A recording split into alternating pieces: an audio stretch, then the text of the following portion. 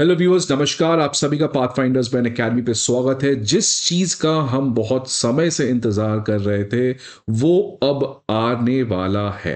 वो है second uprising in Bangladesh. The first uprising in Bangladesh happened when the dictatorship of Sheikh Hasina ended. उस dictatorship को खत्म करने के लिए एक स्टूडेंट के द्वारा प्रोटेस्ट किया गया। अच्छा था कि खराब था वो आप डिसाइड करिए, बट एनीवेज डिक्टेटरशिप तो शेख हसीना का था। उसके बाद लोगों ने सोचा कि एक बदलाव चाहिए, बांग्लादेश की एक नई अवेकनिंग होनी चाहिए। उसके बाद मोहम्मद यूनुस को लाया गया। सोचा गया पढ़े लिखे आदमी से प्रशासन और शासन अच्छे तरीके से चलती है। तो बांग्लादेश में मोहम्मद यूनुस का एक इंटरिम गवर्नमेंट बनाया गया। एक्सपेक्टेड ये था कि मोहम्मद यूनुस जो है एक नया इलेक्शन के प्रोसेस को स्टार्ट करेंगे, फ्री एंड फेयर इलेक्शन करवाएंगे, डेमोक्रेसी को वापस से रिस्टोर करेंगे। लेकिन पॉलिटिक्स इतनी खराब चीज हो जाती है क्योंकि पॉलिटिक्स में जो सबसे इंपॉर्टेंट थिंग है वो है पावर। और एक बार आप पावर टेस्ट कर लिए तो इट इज इम्पॉसिबल कि आप उसको छोड़ोगे।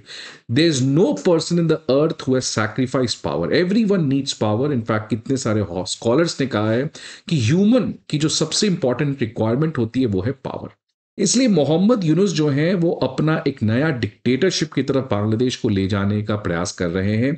उसी के बीच में काफी ज्यादा इंस्टेबिलिटी और सेकेंड अपराइजिंग जैसी हालात बनते हुए सामने बांग्लादेश में आते हुए दिखी।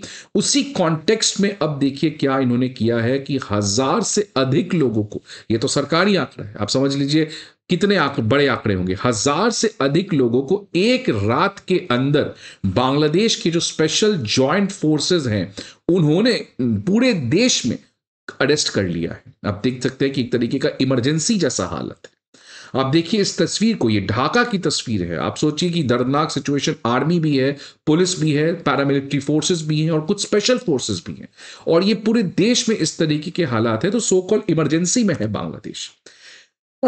दरअसल मामला क्या है आप समझिए कि इंटरिम गवर्नमेंट के जो चीफ है मोहम्मद यूनुस, उन्होंने इस सैटरडे को एक ऑपरेशन डेविल हंट लॉन्च किया। मतलब जितने भी डेविल हैं उनको हंट करना, उनको पकड़ना है, उनको अरेस्ट करना है। इसके अंदर एक रात में अभी तक 1308 लोगों की गिरफ्तारी हो चुकी है। और सरकार का यह कहना है कि आने वाले समय में यह क्रैकडाउन चलेगा जब तक जितने भी डेविल्स हैं उनको कंप्लीटली अपरूटेड, हटा नहीं दिया जाए। अब ये डेविल्स कौन है और ये ऑपरेशन डेविल हंट क्या है और इसको लॉन्च करने की मजबूरी क्या है, इन सभी चीजों को जानना जरूरी है ही। तो आज इस सेशन में हम लोग पढ़ेंगे, बट इसमें ऑपरेशन डेविल हंट में जानने के पहले की कुछ कहानी जान लीजिए। आप देखिए कैसे शेख हसीना की कुछ स्पीच बहुत ज्यादा वायरल हो रहे हैं। शेख हसीना ने यह भी क्लेम कर दिया था कि मोहम्मद यूनुस ने उनको मारने का प्रयास किया। शेख हसीना ने मोहम्मद यूनुस को कई बार क्रिटिसाइज किया है। तो मोहम्मद यूनुस को एक तरीके की ये परेशानी हो रही थी कि अगर शेख हसीना को चुप नहीं करवाया जाए, अगर शेख हसीना इसी तरीके से इंडिया में freedom of speech and expression को एक्सप्रेस करते रह गई तो मोहम्मद यूनुस के अगेंस्ट बांग्लादेश में सेंटिमेंट बन सकता है। इसी कॉन्टेक्स्ट में मोहम्मद यूनुस के कुछ लोगों ने जितने भी अवामी लीग और शेख मुजीबुर रहमान, शेख हसीना, इनकी जितनी भी प्रॉपर्टी थी, जितने भी म्यूजियम्स थे, उन सभी को तोड़ने का, आग लगाने का प्रयास किया। आप देखिए इस 6 फरवरी की खबर है कि शेख मुजीबुर रहमान के घर के ऊपर लोगों ने आग लगा दिया। इसके बाद एक तरीके से बहुत ज्यादा सिचुएशन खराब होने लगा। और साथ ही साथ ये भी बहुत लोगों का कहना था कि इस पर्टिकुलर इन चीजों से बांग्लादेश के लोग खुश नहीं थे, बिकॉज बांग्लादेश ने शेख हसीना को नफरत के तौर पे तो हटाया ही था, लेकिन उनका मेन रीजन था डिक्टेटरशिप खत्म हो, फ्री एंड फेयर इलेक्शन है। लेकिन Mohammad Yunus personal vendetta, personal रंजिश के लिए जिस तरीके से अवामी लीग और बीएनपी और इन सभी पॉलिटिक्स में इन्वॉल्व हो चुके हैं, भूल चुके हैं कि इनको काम है इलेक्शन कंडक्ट करवाना, जो कि अभी तक शेड्यूल भी नहीं है। प्रोबेबली यूनुस तो चाह रहे कि 4 साल बाद हो चुनाव। इसकी वजह से बांग्लादेश के लोग अब इन सारे instability, law and order issues, आप देखिए आग लगा दिया जा रहा है, तो इससे परेशान थे। अब इसी कॉन्टेक्स्ट में देखिए क्या किया यूनुस ने, ऑपरेशन डेविल हंट लॉन्च किया। पहले खुद ही अपने आदमी को भेज के शेख मुजीबुर रहमान के घर और म्यूजियम, इन सभी चीज पे आग लगाया। उस पर्टिकुलर क्लैश में कुछ अवामी लीग के सपोर्टर्स भी आ गए। वो एक तरीके से इस पर्टिकुलर वैंडलिज्म, इस पर्टिकुलर केओस को रोकने का प्रयास कर रहे रहे थे। इसकी वजह से स्टूडेंट्स की आपस में क्लैश हो गई। मोहम्मद यूनुस को लगा ये सही समय है कि जो बचे खुचे ऐसे लोग हैं जो अवामी लीग के साथ सिंपैथाइज करते हैं या जो लोग एक तरीके से मोहम्मद यूनुस के अगेंस्ट हैं, उनको ये सही समय है, जब प्रॉब्लम चल रही है तो इस प्रॉब्लम का फायदा उठा के अपने पूरे ऑपोजिशन को ही खत्म कर दिया जाए। आपको पता होगा चाइना में भी यही चीज माओ जेडोंग ने किया था। उन्होंने 100 फ्लावर्स कैंपेन लाया। उन्होंने कहा कि जो कहना है कहो, आपकी आजादी है। लोगों ने कहा, उसने आइडेंटिफाई किया, सबको मरवा दिया। तो मौके का फायदा मोहम्मद यूनुस उठा रहे हैं। और अगर आप देखिएगा इस समय home affairs adviser lieutenant general retired Jahangir Alam Chowdhury का, तो उन्होंने कहा है कि ये जो ऑपरेशन है ये तब तक चलेगा जब तक उन सारे लोग जो देश को डिस्टेबलाइज करने का प्रयास कर रहे हैं, उन सारे डेविल्स को हम पूरा हटा नहीं दे। अगर डेविल्स की बात करें तो उनका कहना है कि डेविल्स एविल फोर्सेस हैं, वो फोर्स जो देश की डीप स्टेबलाइज करने के प्रयास कर रहे हैं, लॉ एंड ऑर्डर को ब्रेक कर रहे हैं, क्रिमिनल एक्टिविटीज में इन्वॉल्व हैं और टेररिज्म जैसे क्राइम को कर रहे हैं।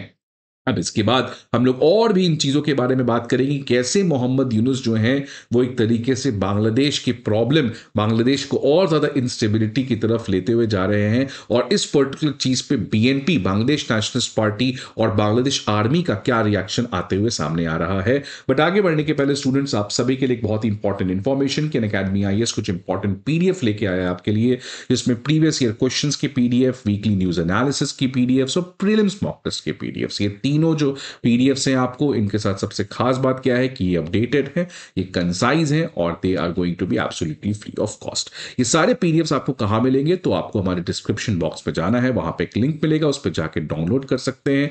आप इस नंबर पे भी हमें कॉल कर सकते हैं, साथ ही साथ आप हमारे किसी भी चारों ऑफलाइन ब्रांचेस पे विजिट भी कर सकते हैं, which is Karol Bagh, Mukherjee Nagar, Prayagraj and Patna. So feel free to become a part of an academy and fast track your journey towards becoming a civil servant. Now Bangladesh Nationalist Party देखिए, वो भी अब बगावत के ओर आ चुकी है। उन्होंने कहा है कि इंटरिम गवर्नमेंट को तुरंत इस तरीके का मॉब कल्चर बंद कर देना चाहिए। इस तरीके से एनार्की नहीं होना चाहिए, कोई किसी के घर पे आग लगा दे, दो स्टूडेंट ग्रुप्स आपस में लड़ रहे हैं। लॉ एंड ऑर्डर को हमें तुरंत ही रिस्टोर करना चाहिए। तो बीएनपी का अभी तक का सबसे स्ट्रॉन्ग क्रिटिसिज्म आया है और इनफैक्ट बीएनपी ने एक बड़ा धमकी दे दिया है कि आज 10 फरवरी, कल से 11 फरवरी से पूरे बांग्लादेश में नेशन वाइड रैली किया जाएगा by Bangladesh Nationalist Party, law and order को, सिचुएशन को इंप्रूव करने के लिए। और साथ ही साथ एक और बहुत बड़ा इंफॉर्मेशन आप देखिए, खालिदा जिया ने यह भी कहा है कि अगर आप आज या आने वाले कुछ समय में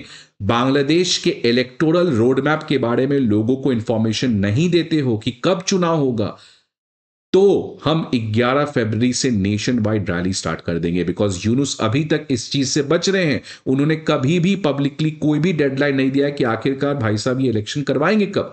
तो अब देखिए बीएनपी खुल के खड़ी हो चुकी है आपके मोहम्मद यूनुस के अगेंस्ट। तो आप देख सकते हैं कि मोहम्मद यूनुस अब जितना ज्यादा उन पर प्रेशर बनेगा, वो और ज्यादा इसी तरीके से डिक्टेटरशिप और अपने डिसेंट को अरेस्ट करेंगे। तो प्रोबेबली सरप्राइज मत होइएगा कि हो सकता है खालिदा जिया को भी ये अरेस्ट कर ले। अब खालिदा जिया देखिए कि कॉन्स्टेंटली पिछले कई समय से इस तरीके का प्रेशर दे रही है कि आपको इलेक्शन करवाना पड़ेगा इस साल अगस्त के पहले, क्योंकि आप प्लान कर रहे हैं कि 3 साल बाद होगा चुनाव। इसी खिलाफ देखिए आर्मी में भी बड़ा बगावत शुरू हो सकता है, बिकॉज बांग्लादेश आर्मी में भी एक प्रो अवामी लीग फैक्शन है जो इस समय अपने मसल्स को फ्लेक्स कर रहा है।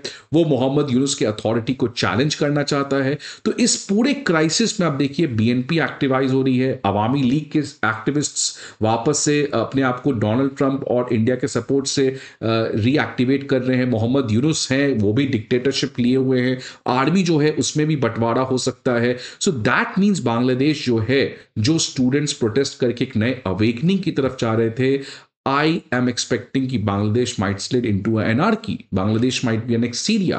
तो ये बहुत जरूरी है कि बांग्लादेश में तुरंत मोहम्मद यूनुस रहे या जो भी रहे, तुरंत ही independent institutions like election commission of India, independent institutions को एस्टैब्लिश किया जाए, सच एज इंडिपेंडेंट जुडिशरी। तभी आपकी डेमोक्रेसी सर्वाइव कर सकती है बांग्लादेश में। सो आई होप मोहम्मद यूनुस जो है, जिनको उस काम के लिए लाया गया था, उनको वो अपना काम बेखूबी निभाना चाहिए। आपके व्यूज क्या है, आपके सजेशंस क्या है, please let us know in the comment box. I hope आपको ये वीडियो अच्छा लगे।